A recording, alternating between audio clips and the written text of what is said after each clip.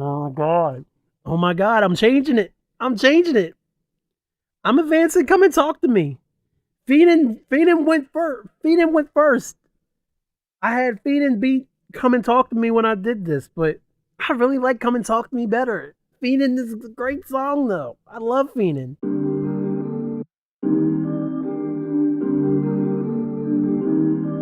March 8th, 2021. This is Hyphen Nation. And not only is it Hyphen Nation, it's the Barack Obama approved world's greatest podcast, Hyphen Nation. How's everybody doing today? Welcome to the show. Let me tell you, I may or may not have just worked on a YouTube channel trailer while playing with my lightsaber to relieve a little stress from the end of the workday.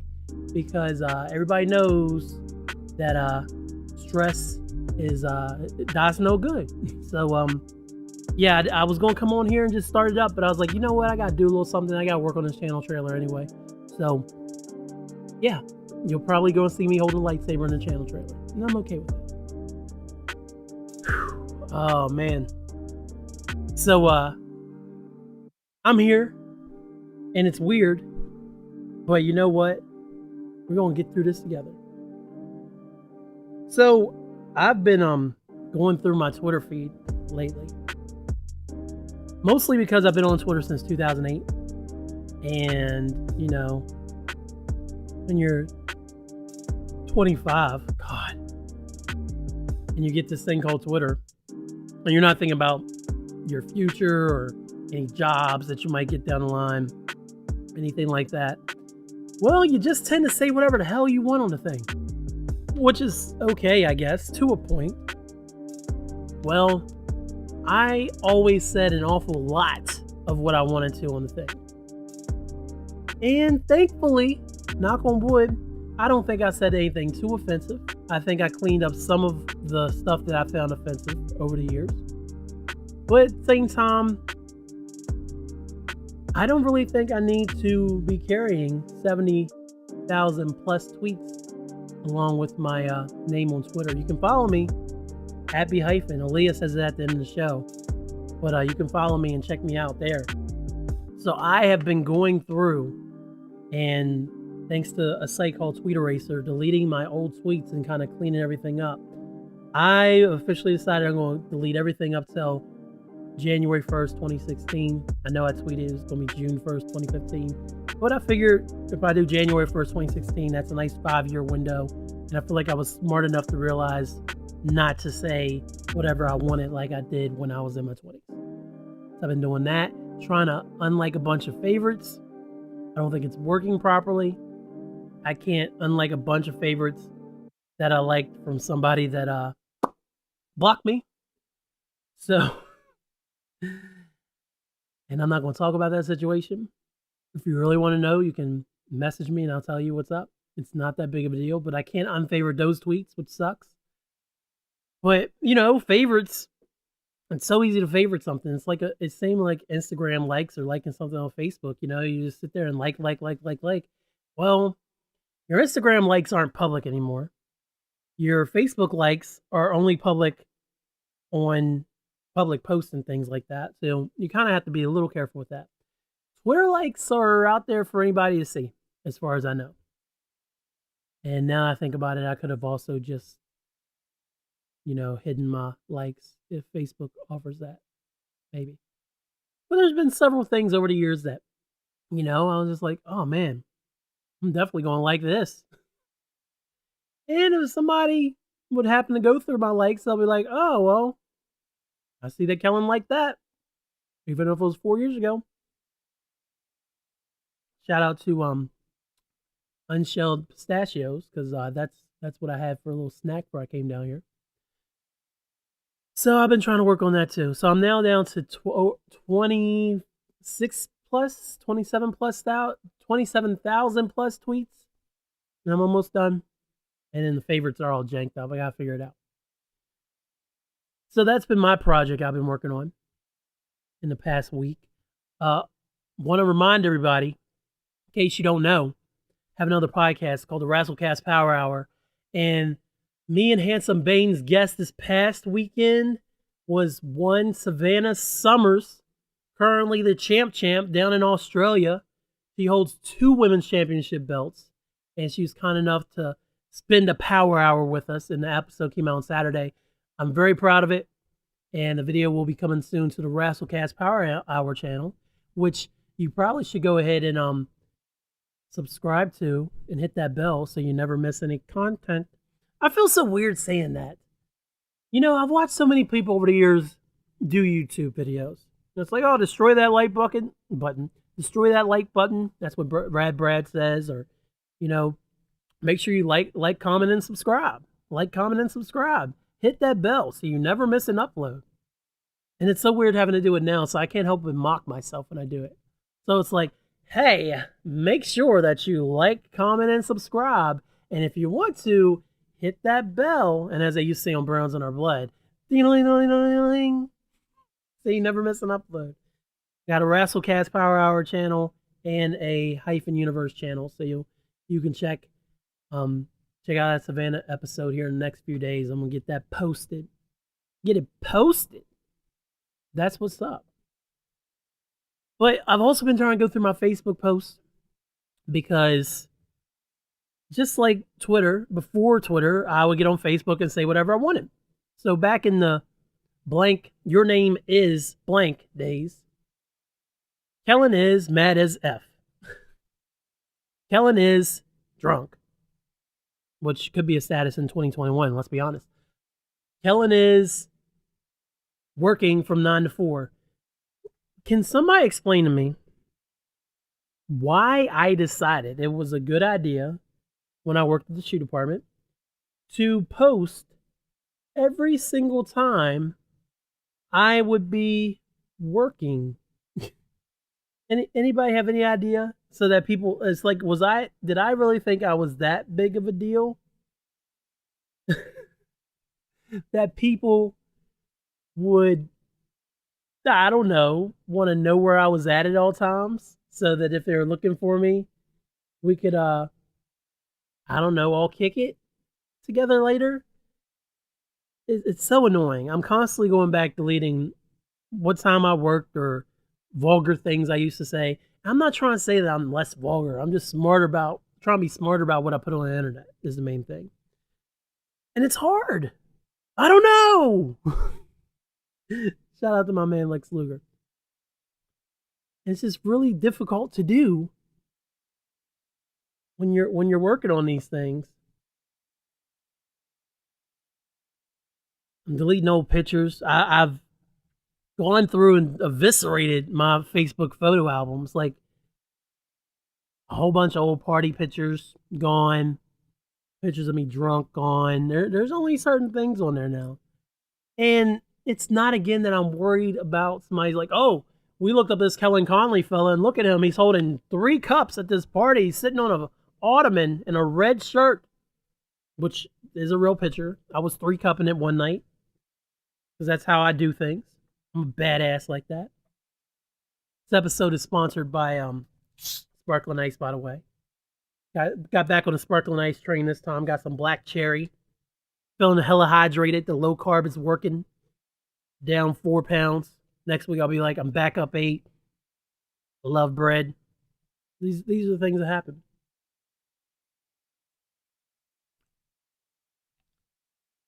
But I'm just really trying to make things look more appropriate, so to speak, is what I'm trying to do. I just want to make the world a safer place from what I used to post on the internet all the time. I actually spent at least an hour. Do y'all remember Twitlongers? I spent at least an hour deleting all of those. And thankfully, it was only a time frame from like 2010 to 2011. But I used to get on there and go past 140 characters and just blast out these long tweets that no one read. And for the most part, they were decent. It's not like I was saying anything crazy. Same time, I don't want people finding my Twitlongers from 10 years ago. It's ridiculous. Do not want. No, thank you. So that's what I've been up to lately. But without any further ado, Hyphen Nation is brought to you by Hyphen Podcast Group, bringing great podcasts to the people. Hyphenpodcastgroup.com. That's right. Chia. And then also by Mark Robb, written by my semi-regular co-host, one of my semi-regular co-hosts, Marcus Show and Mad Love Robinson. He writes paralyzing paragraphs of unparalleled prose. That's super dope. He has a great piece about Valentine's Day I talked about last episode, as well as several years of content that about music, movies, pop culture, race, news, all kinds of different things. His regular kind of blog style post, that's all on there. All of that is great. So make sure you check him out. And that's the markrob.wordpress.com. Again, that's the markrob.wordpress.com. So on today's show, I figured it was time we visit some of the music that's been released last year. And we're going to do a specific genre here. It's not even a specific genre. We're going to cover a lot of music released by women. Hey, it's what is it? It's not Women's History Month, but March is a celebration of women. And yes, I will get my podcast and one-on-one on, just so that I know. No, it is Women's History Month. Yeah. Women get 31 days and black people get 28 to 29 days. That's I'm not going to say anything. I'm not going to say anything because technically black women qualify for Women's History Month. So technically black women get from February 1st all the way through March 31st. That's a long time to be honored and recognized. That's what's up. It is Women's History Month though. And I listened to caught up on a bunch of music that the ladies released last year. And we're going to talk about it all. And then in the middle of that, we're going to do another bracket actually, is what's going to happen. And I don't know if y'all remember, you should. Way back episode, I want to say it was Hyphen Nation 58 maybe? Cooley HY Harmony. I did a Boyz II Men bracket and finally determined that the best Boyz II Men song was On Bended Knee, is what happened over End of the Road. Well, we're going to be talking about Jodeci's best 10 songs and doing a similar style bracket in the middle of all this. So without further ado, I'm going to go ahead and go to the randomizer. Random name generator. No, random name picker. That's what I'm looking for. And then we're going to go to our friends at, oh wait, isn't it like random.org that you can normally put this into? That's being weird. Let's try this. Random.org. And sure enough, yeah, whatever. Let's do list randomizer. I think that's what it is. Yep, okay. So we're going to start with Taylor Swift, Lady Gaga, Miley Cyrus, Ariana Grande. And I think that would be everything that I listen to. It was a ton of music. And I really can't think there was anybody else. And it's funny, I was just complaining about, I wasn't even complaining, but I was saying something about Women's History Month. And then everybody I'm about to cover is white women. I'm sure Marcus is like, we're not surprised. Whatever, man. So we're just going to throw this in the randomizer and see who we talk about first. So here we go. Number 1 is Miley Cyrus in her 2020 album, Plastic Hearts. So here we go. Here we go, ho. Here we go, ho. I don't know why I said here we go, ho. Okay, Plastic Hearts. Here we go. Released on November 27th, 2020, genre is rock pop, synth pop, and glam rock on RCA. This is her first release since 2019's EP, She Is Coming, which I enjoyed. I thought it was very good. And then her first album since 2017, Younger Now, which I skipped. And to be completely honest with you, this was my first full Miley Cyrus project. Somewhere in the history of hyphenation, I brought up Miley, probably because somebody I used to be cool with, might be the same person who blocked me, said something about Miley culturally appropriating black music, and I was like, I don't care. Well, that's not true. I do care. I do care when artists do that, and then especially when they pivot very hard away from it very quickly. See Justin Timberlake a few years ago, and then also Miley when she did the Younger Now project, and was like, I don't like rap music, blah blah blah blah. Well, Plastic Hearts is what we got after Miley's next project, which is supposed to be called She Is Miley Cyrus, I believe. I'm not gonna look it up. I'm looking at Wikipedia enough right now. That was supposed to be her next album. And the EP that predates this Plastic Hearts, She Is Coming, was supposed to be like a preview of that kind of stuff. And what happened was pretty much something called a global pandemic set in. Yep. And when those global pandemics set in, everything kind of gets turned all topsy-turvy. It throws people off, makes people stay home, they're not as apt to stick with plans they were doing before. And that's exactly what happened to Miley. So she had this whole plan for the rollout was going to be this album, and then was going to be the She Is Miley Cyrus idea. And then it just kind of got shelved. And then Miley decided,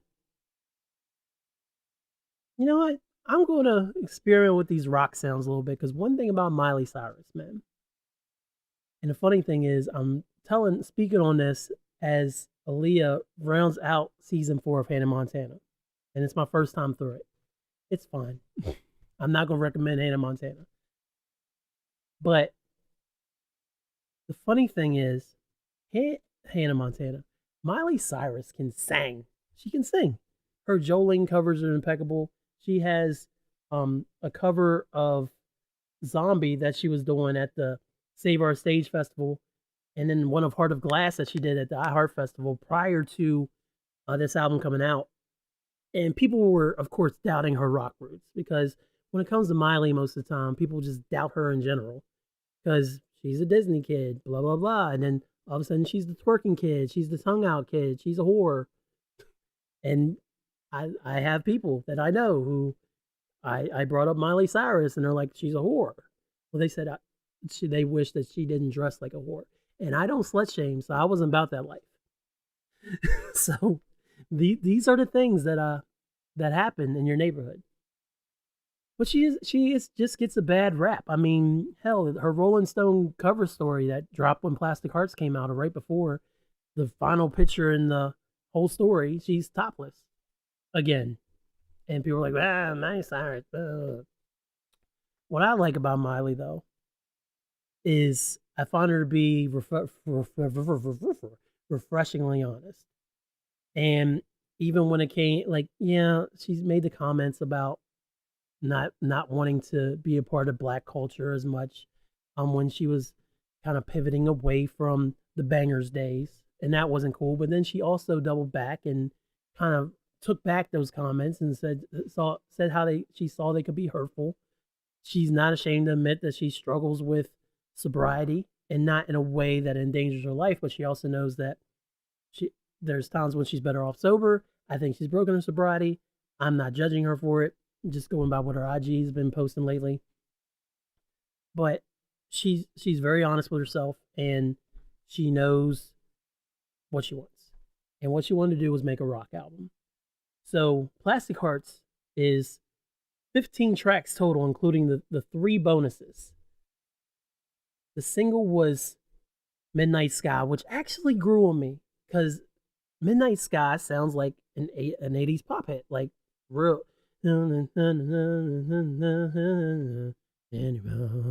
That's a terrible rendition, but that's what it sounds like.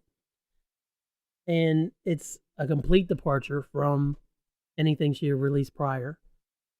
And so, but it's a good song. It's a good song. Then she released Prisoner with Dua Lipa, and that also is a good song. Not really familiar with Dua Lipa too much, but I'm probably saying her name wrong. It might be Dua Lipa or it might be Dua Lipa. I don't know. But it is what it is. But those were her first two singles. But then I turned on this album, and the very first song on here, man, WTF do I know? What the fuck do I know? Whew. If you had any doubts about her rock, about her being able to pull off a rock album, or any doubts about listening to this album in full, that first track is enough to make you want to listen to it. It's a really great track. I'm looking at the production here. It looks like Andrew Watt handled the first several tracks on the album. Mark Ronson came in for a track named High, and then also he was on Bad Karma featuring Joan Jett and Never Be Me. Never Be Me is another great song on this album. There isn't any bad songs, personally. I found this whole album to be really well done all the way through. And it held my attention quite well. It's only 38 minutes, so the runtime on it isn't too long.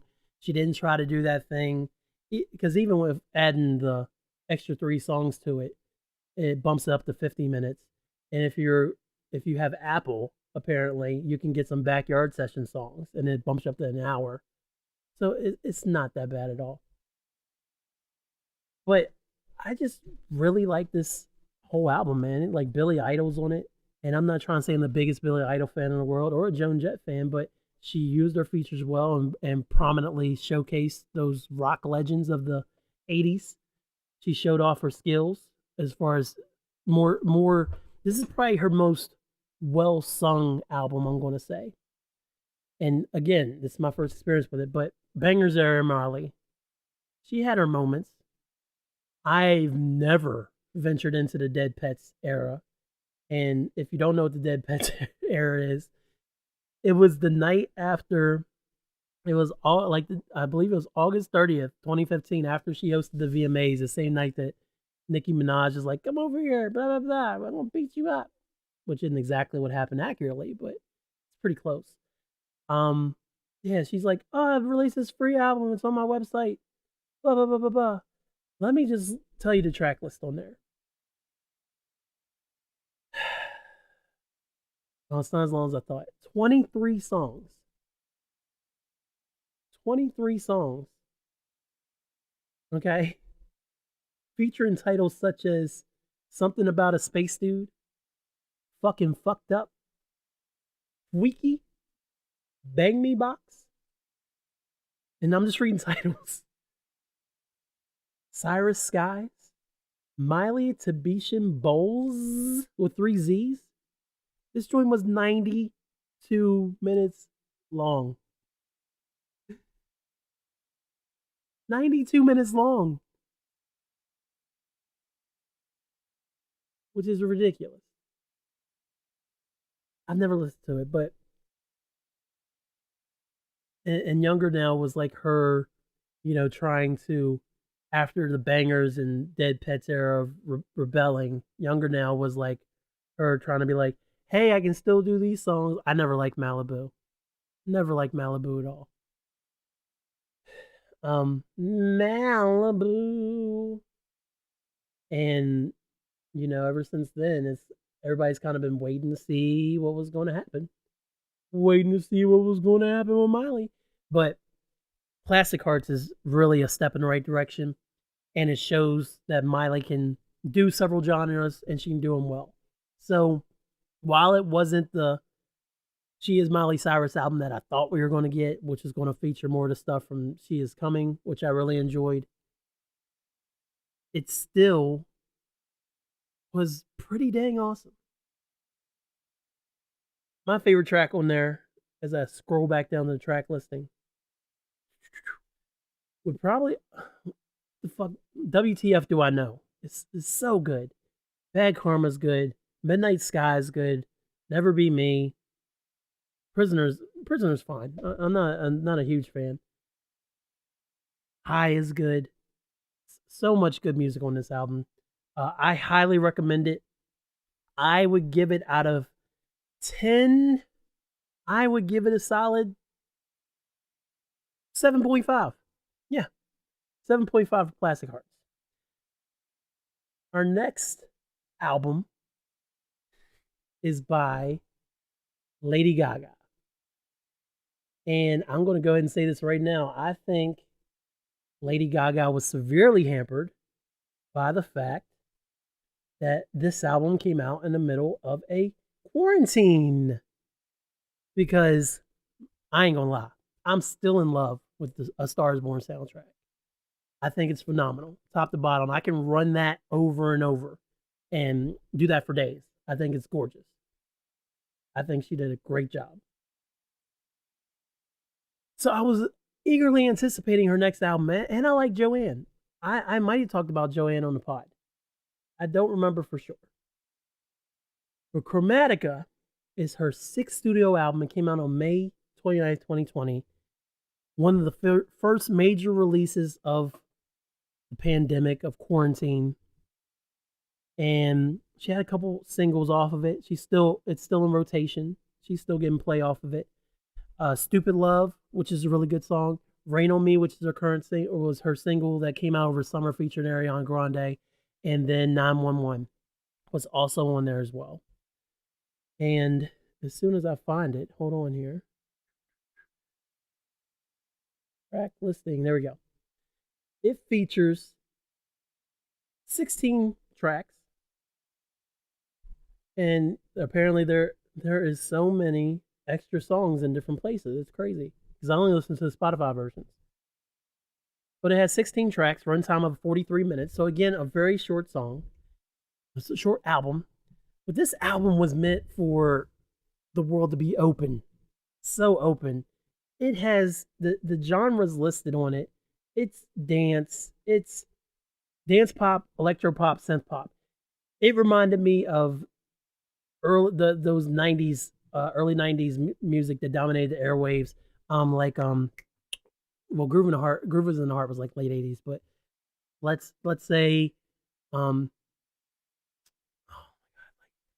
like I don't want to say CNC Music Factory, but like Rhythm is a Dancer. You think Rhythm is a Dancer, or the one song Night at the Roxbury. When those songs came out, whether you were into that genre or not, yeah, you probably were like, this is such trash. This isn't any art. This has no artistic integrity. But you know what? Those songs made you want to dance. They made you feel happy. They made you feel something. And Gaga did that exact thing with Chromatica. And she took it and she put it in a little bottle and she put it on little digital files and threw it out in the world. And again, this album has no bad songs at all. There's a couple of the joints that I've added to Victory Jump Off Radio playlist, and I know I'm not supposed to talk about that because I'm lazy and I haven't finished the last Victory Jump Off Radio that's supposed to come out. But I did add a few of these to my playlist, and I want to make sure that I shout them out because they're very good songs first and foremost, but then also because they're probably my favorite songs on the album. So let's see. She had two joints, Enigma and Sign from Above with Elton John. They're probably top 25 Gaga songs, if not top 20. So good. Stupid Love. God, I just wish I could hear that in the club, man. Like, I could imagine going just out in the world or hearing that bumping from cars on a Thursday night, coming out of a bar, and it's like, it's just such a great song, man. It's supposed to get people on the dance floor, and it doesn't have that ability because of this stupid pandemic. It's crazy. It's crazy how much it's just cut us down in half. All those things. Rain on Me is really good too. But I don't have anything bad to say about this album. Mostly produced by Blood Pop is in there, Benjamin Rice as well, Axwell, Morgan Kibbe. Or let's see, I'm trying to see if there's anybody else whose names I'm recognizing here. Max Martin, She was working with some heavy hitters, man, and the sound is very united throughout the whole album. It's consistent without getting redundant, and I feel like it's a nice bounce back into this space from the Joanne days because Joanne was so stripped down, and I watched that Gaga documentary, by the way. It might be in my recommended in my recommended section. So let me see. I just want to check it real quick. Yeah, Gaga 5'2". It's been on Netflix for a few years now. Watch that, and it's really good. So I highly suggest you check that out. But to go from Joanne to A Star Is Born, and then be able to put back on the Queen of Pop mantle that she held for a few years back in early 2000s, and then do it in a new, fresh way where it's like, I'm going to take these old sounds and make these sound like songs that could have came out in the 90s during the dance craze, but then also I'm going to put my own spin on it and it's still going to be Gaga. It's a ride, man. Like start to finish, man. I'm actually wanting to go back and re-listen to it because I thought it was so good. It really, really impressed me. So I'm going to give Lady Gaga Chromatica 8 out of 10. And something tells me I don't need to rank these down because I know where I'm ranking everybody. So Plastic Hearts by Miley Cyrus got 7 out of 10. Chromatica by Lady Gaga got 8 out of 10. Next on our list is Ariana Grande. And I'm just going to check the time real quick because I really want to get into this bracket because it's awesome. So if I check the time real quick, we are just I'm approaching 30 minutes recording time. So I'm going to go ahead and pump the brakes on this ladies review of everything here and step into the Jodeci bracket. Because we got 3 more albums to cover, 2 by the same person and then 1 by Ariana Grande. So we're going to check we're going to talk about those in a second, but I don't know how it happened, but Jodeci was brought up at work. I may have done a really bad cover for Forever My Lady that I was urged to put on my TikTok. I don't think I'm going to do it because it's really bad. It was not a good version of Forever My Lady. It was me trying to be Casey and JoJo as much as I could. It was not good. But Jodeci, man. Jodeci was the anti Boyz II Men, essentially. And that was very intentional. I mean, Boyz II Men was signed to Motown, and Jodeci was with Uptown and then MCA. Boyz II Men had that clean cut image of the 4 guys who would stop and help you change your tire in the middle of the road. And let's be honest, Jodeci looked like 4 dudes who would rob you on the side of the road. All right, well maybe not Casey. He's so damn skinny. He's probably the one you have to worry about the most. But definitely JoJo and probably Devontae or Dalvin definitely rob you while you're trying to fix your tire on the side of the road. Boyz II Men had that clean pop R&B image, the harmonies, everything. Jodeci also had the harmonies and R&B, but then Jodeci had the hip hop and the streets and the rap and the remixes. So for their apples and oranges, you really can't compare them. Truth be told, Jodeci's better. It hurts me to say that for as much as I love Boyz II Men, but truth be told, Jodeci was better and they burned brighter and ended way before they should have, while Boyz II Men continues to persevere. Because they were built to last essentially, and Jodeci, as much as I'd like to say we have 6 or 8 Jodeci albums, there's only 4. Yeah, there's only 4.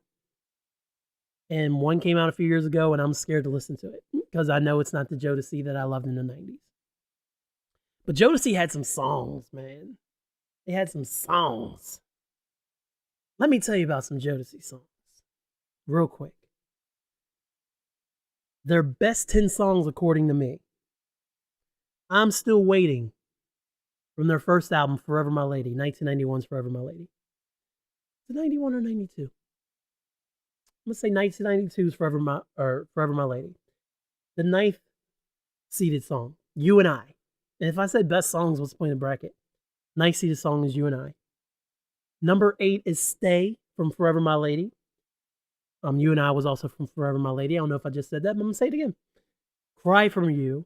Cry from You. Baby, I will cry from you tonight.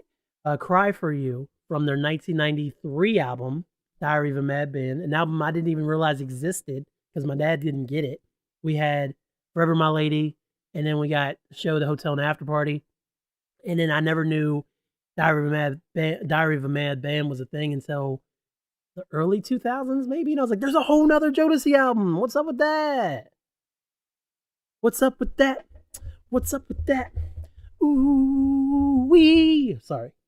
Number 6 seated song, Love You for Life from the Show, the Hotel, and the After Party. Number 5, Freaking You from that same album. Number 4, Forever My Lady, because I capitalized L and A. Forever My Lady from the same titled album, Forever My Lady. Number 3, Fiendin' from Diary of a Mad Band. Number 2, Come and Talk to Me. And number 1, Lately from MTV Unplugged. Wasn't even on one of their actual studio albums. It was on their greatest hits. So that's the 10 songs I chose. Now, why didn't I include the Come and Talk to Me remix? I love that song. I'm going to go ahead and say that I'm going to kind of get my dad on because this is going to sound weird, but the whole part at the end, like the last minute where the chick is like they're simulating sex on the track. And I love me some Prince because there's been plenty of tracks out there where Prince has done that same thing, but Prince did it way better and way more classier. Every time that that part of the song comes on, it takes me completely out of the song. I don't know what it is. As a teenager, I'd be like, "Oh man, that's hot. That's so hot." As a 38-year-old, I'm like, I'd rather hear the rest of the song instead of that girl, but whatever. The Freaking You remix with Ghostface and Raekwon, I love it. I don't like that they changed the beat. I know the beat was changed to make it more street, and it worked so well for them, but I had to leave it out. I just discovered today there is a what was it? I'm Still Waiting remix, and I was all hyped for it. It started out real dope, but then it went kind of going, well, we're going to do a harder beat, and we're going to have them sing different, and it just wasn't there. Just didn't do it for me. So those are your 10 songs, your 10 seeds.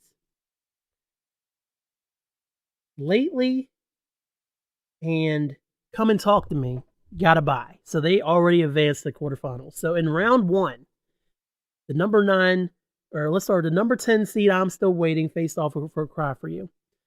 And it's a no contest, man. I narrowed it down to see if I'm Still Waiting was the 10th best Jodeci song, in my opinion, that should be in this bracket. And I think it holds up. It's a very good song.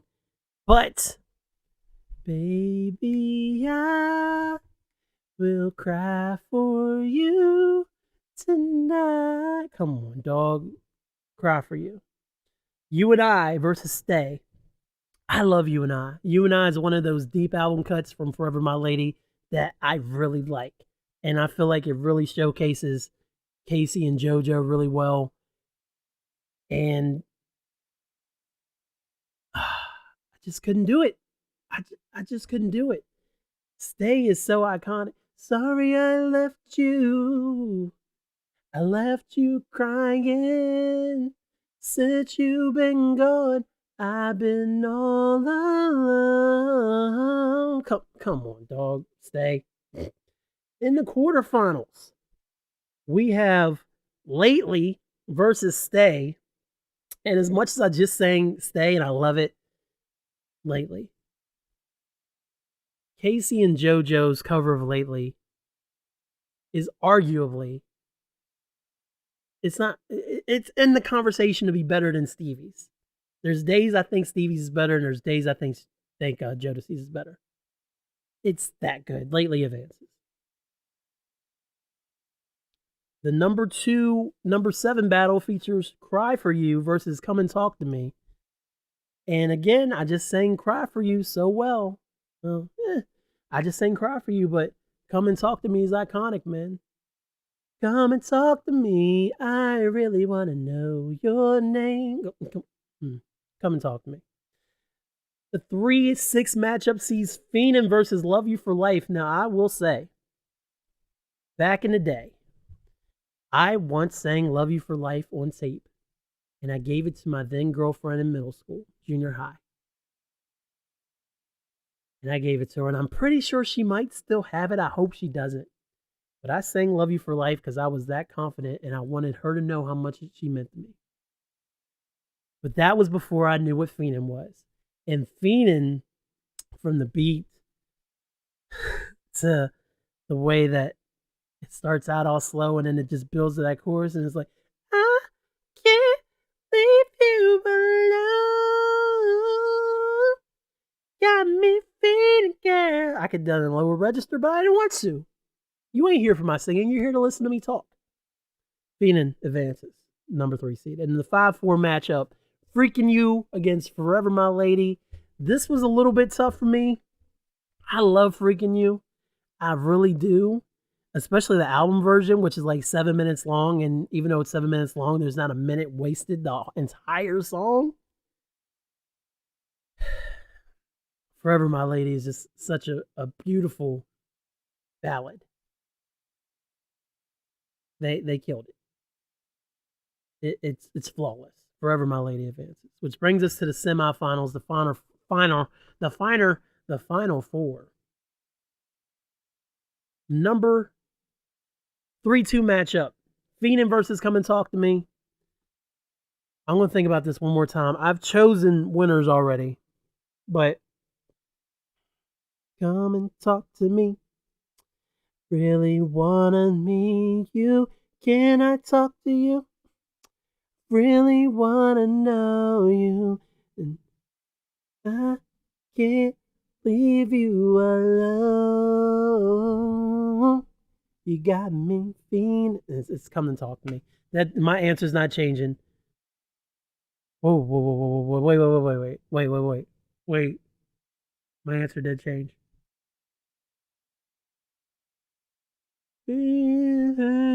For you. And I'm not gonna play it on here because YouTube will hit me with copyright strikes. Hopefully they don't for my bad singing. And I don't feel like editing it out. If you've listened to any of the hyphenations on YouTube and there are parts that like look skipped over, it's because there was music, probably from me playing on my phone, that YouTube was like, we're going to give you a copyright strike. And one day I hope to monetize this stuff. So I had to be like, no, thank you. Trim that out. Wait a minute. Is Phenom better than Come and Talk to Me, or is Come and Talk to Me better than Phenom?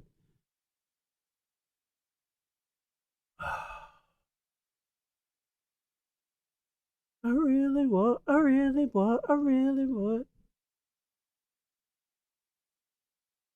Oh my God, I'm changing it. I'm advancing Come and Talk to Me. Phenom went first. I had Phenom beat Come and Talk to Me when I did this, but I really like Come and Talk to Me better. Phenom is a great song though. I love Phenom.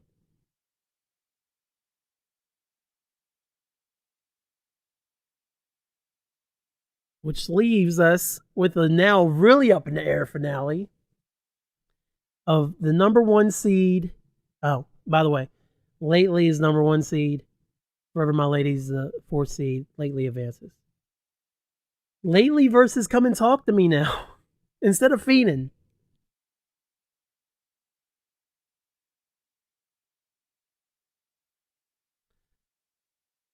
Lately just describes so much heartache and pain so well.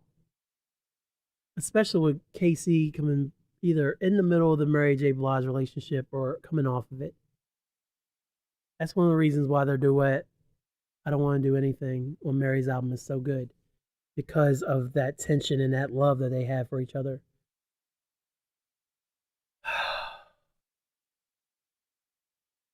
Do I me feeling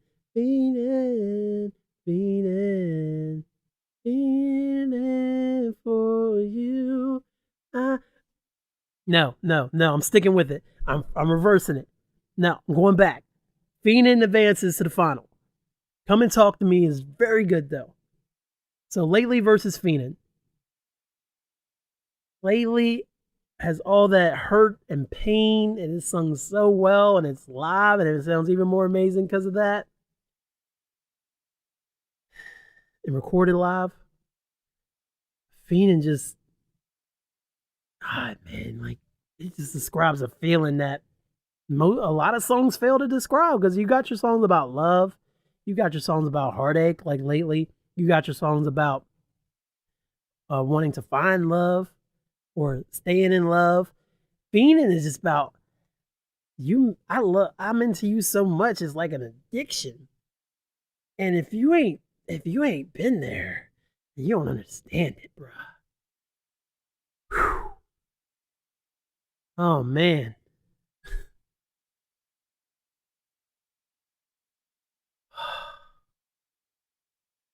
I still gonna say Lately. Lately's your winner of the bracket, of the Josie bracket. But Feenan put up a better fight on the pod than it did when I was doing the bracket. So shout out to those 10 Jodeci songs, and to all y'all, your assignment is to go listen to some Jodeci, because it's dope and it needs listened to. Give them their flowers while they're still here, because Lord knows they all been through a lot. They've all been through a lot. Oh man. All right, so back to our ladies reviews. I don't even know what to call it. How about we just call it album reviews and stop saying they're ladies? They're artists. Back to this music. We have Ariana Grande in her album Positions. Her follow-up to her massive album Thank You Next, which had all the singles, dominated radio, all the things. And then a few months ago, Ari's like, hey, I got a album coming out. Oh, and here's the first single. And then we realized, and not to say this is the first time that she's done this, but we realized that Ari was going to be talking about a lot of adult content.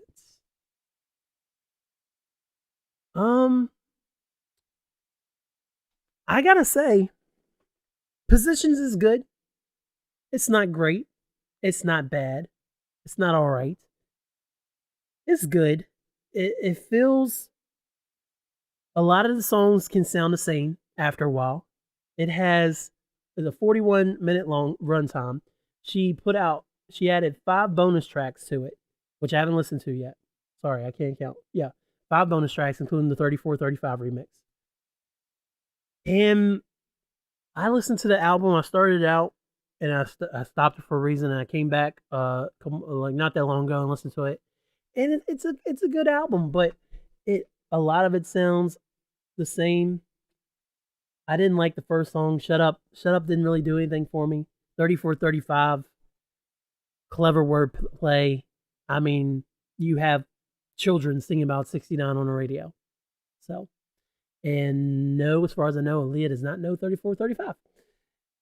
Motive, I can take or leave. I'm not about that Doja Cat life, which is why I kind of leave the 34-35 remix alone.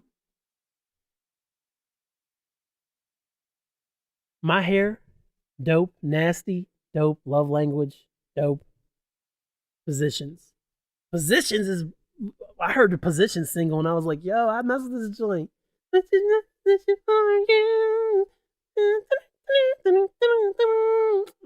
come on. Positions is dope. But after Positions and 34-35, like I have songs, like I said, Off the Table with The Weeknd, it kind of falls flat. I've never been the biggest Weeknd fan. That's more of Marcus's bag. Other than what he did on Take Care. But you know, it's fine. It just all kind of ran together, and it didn't sound as unique as Thank You Next or any of her previous work. I can actually just go to the bottom of the page, not the bottom of the tab. Come on. End. Like Dangerous Woman was my first Ariana album. I thought that was very good. I think that album's better. Sweetener's definitely better. Thank You Next definitely better. Positions is good. It's good. I'm not hating. I was just hoping for a little more, but then also this is her third album in 3 years. So you start to think that with her producing so much, that's probably why it sounds the way it does. As far as lacking, like one of the projects eventually lacking in diversity or really popping like the previous projects, or it's hard when you're releasing music every year. It's difficult. Um, Not that I would know, but I imagine if, especially when she's arguably the biggest, um, one of the biggest pop stars in the world right now, it's hard for her to go into the studio every year and make 20 plus, 30 plus songs and then whittle down what's going to be on the album and then put it out. And if there was ever a time for her to maybe miss a year, maybe 2020 would have been it. I don't think we're any better off with having Positions, but we're not any worse off either. So I would give Positions a solid 6 out of 10. Not a big fan of Doja Cat though. I don't. She's got issues that bother me with her identity, and raising a biracial child, I'm not with that life. Now, finally, I said on episode 102, maybe, I think it was, when I was talking about Taylor Swift and my issues with her over the years, about how after years of not really being into her and just liking a song here or there, she dropped 1989, and I thought it was incredible. And then she leaned all the way into the Kanye West madness with what he said on Famous, and decided to do the Retribution album, which was pretty much a direct response album to him and Kim, and see how that worked out for Kim and Kanye. And I didn't like the first single, Reputate, or Look What You Made Me Do. I didn't like that, and then she's going to come out with Lover after that, and I did like what is it? I did like Calm Down. I didn't like the single that had the guy from Panic in the Disco on it. Didn't care for that. And like I had kind of given up because 1989 was her breakthrough project for me. So I was like, okay, if she can make a 1989, then surely she can make a 1989. Surely she can continue this trend, because she crossed over into the pop realm with Red, I believe, and in 1989 came out. I heard Blank Space and went Lost My Mind, Shake It Off. So much good material in that whole album. And then you get to, I was let down by Retribution being too dark and too not what I wanted her to do. And I know it's not my right place to choose what I hear out of Taylor Swift. And then Lover came out, and I listened to the first few tracks, and I was like, this still isn't hitting the buttons, man. Something was off. I didn't like it. Well, remember when I said that Miley was in quarantine because of the pandemic and everything like that? Well, Taylor had that same problem. Taylor has a song from the original Hunger Games the original Hunger Games soundtrack called Safe and Sound. And I love that song. I probably mentioned it before. It was folksy, it was country, it was pop, it was a nice little mash of everything. And Taylor sounded great. And I was like, this is probably one of my favorite Taylor Swift songs. And I don't think it got enough attention. Taylor decided it was time for her to make stripped down music. So the genre of the first album, Folklore, which came out on July 24th, indie folk, alternative rock, electro folk, chamber pop, 63-minute runtime. I need to quit hitting control page down because apparently it's it's the worst to do on my laptop. It keeps changing my tab. Okay, here's the track list. 17 tracks. This has a longer runtime, 68 minutes. But it's a beautiful 68 minutes. I love this album. Cardigan all the way through Hoax. I like the fact she was saying some wordy dirds there. I like the fact that it was so stripped down and the instrumentation was so minimal, and it was just her voice, and it wasn't her trying to sing big over a pop track or a dance track. It was her. It was Taylor and the story she was telling in the songs. This album's a 10 out of 10 for me. Every single song I love. So I was really excited when I was going through Spotify one day, and then I saw, oh, yo, she did this Folklore, the Long Pond studio sessions. And it's a live album of her singing the entire album. I was like, oh man, I would love to hear her sing these live. I want to make sure I get this down so that I check this out. It came out November 25th, 2020. So I want to make sure I go back and check it out because I really like Folklore. Folklore is, you gotta be, I don't know. Folklore is not for everybody. That's what I'm going to say. Folklore really isn't some. I listen to it in the car, but I listen to music different. But it's great for long car rides if you have the patience for it. It's not going to keep you awake. It's a really artsy album. Folklore is meant to be listened to several times. And you're supposed to kind of live with Folklore. It's that kind of album, if that makes sense. And some people may not just be into that. You're like, I don't listen to Taylor Swift thing over this. I'd rather make songs like Calm Down or Look What You Made Me Do. Whatever. Fine. That's on you. Fine. Nobody cares.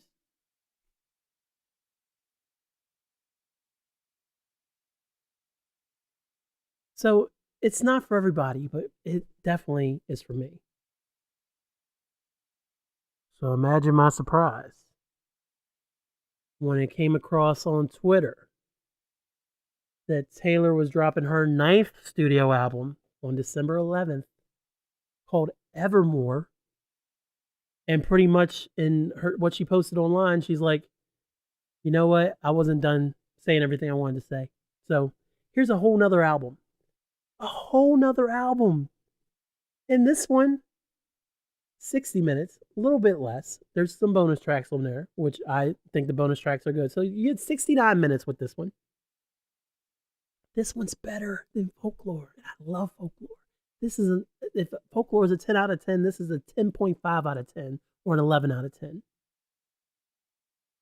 Nobody No Crime is so dope. Such a great song. Reminds me of, if you have an appreciation country music, you should have appreciation for Nobody No Crime. It's such a good song. But every song on here, Champagne Problems, Willow, Coney Island, Long Story Short, Marjorie, top to bottom, flawless.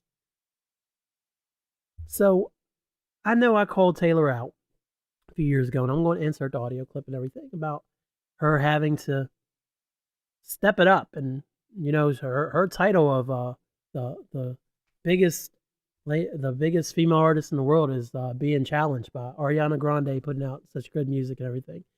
I had that conversation in 2019, and then I did a reminder for Alexa to remind me to see how I felt after Lover came out. And I don't think I ever got, the notification came across my phone, so my Alexa never actually said it. But I already knew by then. Taylor pretty much shut me the hell up. Like, honestly, with these two albums, with over 2 hours of these two albums, plus that live album I still need to listen to, plus 1989, I don't need her to do anything else. I don't care what she does next. She gave me the projects that I love. Point made, Taylor Swift. Point made. Well done. I love it. Folklore and Evermore. So that concludes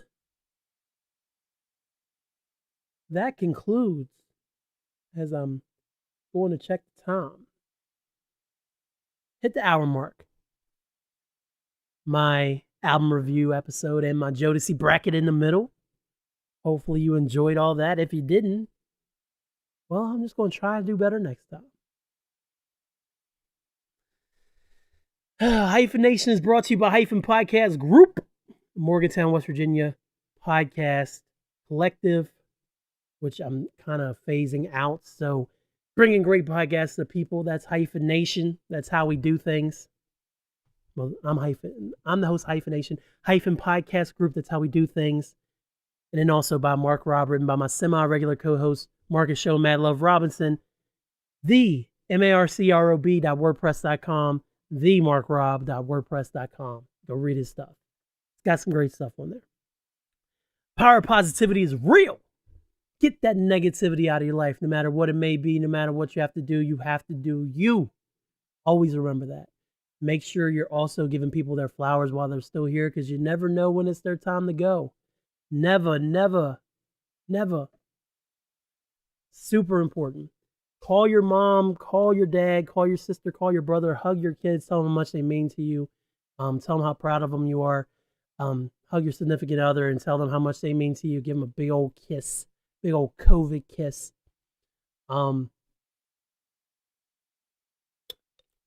Have genuine interactions with people. You never know what the next man or woman is going through, and your act of kindness could save their life or someone else's. So you never know. Please do tell a friend to tell a friend about Hyphen Nation. And when you do so, tell them if they go to Apple Podcasts to give me 5 stars. And if they give me 5 stars, they can write a terrible review then. And then I'll read it on the show.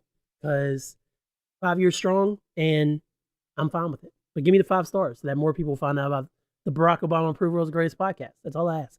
Hyphen Nation is also available on all podcast listening platforms, as well as any other Hyphen Podcast Group podcasts can be found on those as well. If there's a platform you use and you can't find one of our shows, please let me know and I will do my best to fix it.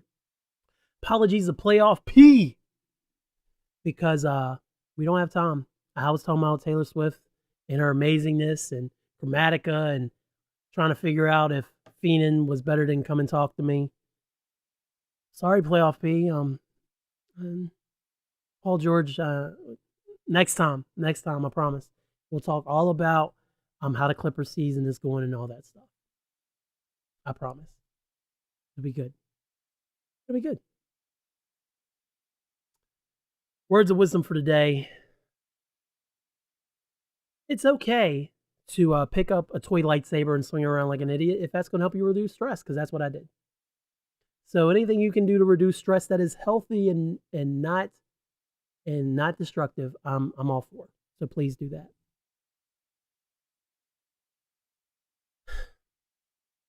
I don't think I got anything else. I need to get out of here and go pick up Aaliyah from gymnastics. I need to do that. She's almost done in 60 minutes. And so pretty naturally, this podcast has reached an ending point. So appreciate each and every one of y'all that listen. Y'all mean the world to me. Have so much fun doing the show. So much fun. Glad the podcast studio is working. Glad that I recorded everything this time. And yeah, I'm going to take this happy feeling and go get in the car and go get my daughter. So I say all that to say this. Thanks, y'all.